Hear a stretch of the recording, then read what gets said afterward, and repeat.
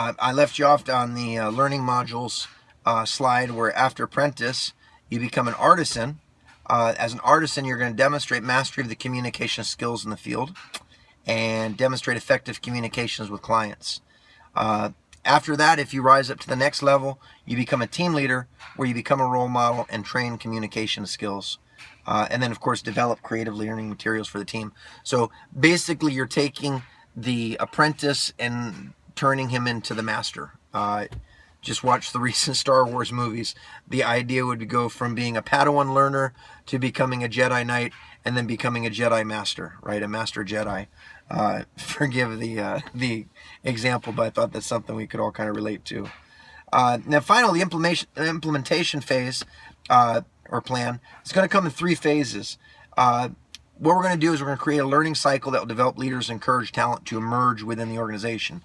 So in phase 1, we're going to select the 5 mentors. They're going to come initially from our senior staff, since these are the people who are going to identify what the culture and company norms and proficiencies are. And then, of course, we'll get the 5 mentees as well. So that's the first 10 people. The mentors we put through our orientation phase and introduce the cash system. Mentors then take place in the selection of the initial 5 candidates. And after that, phase 2, the initial assessments are given to candidates and individual education programs are created. And then the kickoff event takes place. This is going to be really neat because we're going to invite the mentees through special invitations, as was suggested in the book. But then we're going to also have a big event where we kind of kick them off the right way. And then the mentoring and the journaling begins to take place in phase 2. And then phase 3, mentees present a final presentation to graduate. This would probably be at the end of the year through our corporate meetings, perhaps something that they can present that shows their learning and shows their progress. And the mentors, of course, will also be involved in recommending the mentee and going through the process and kind of evaluating. Then they'll graduate at the 4th quarter event, and then the mentees become mentors, and the cycle kind of repeats. Evaluation process will utilize human resources to assess the success of the program through questionnaires to both program participants. And I thought this was important. We'll also ask the general staff.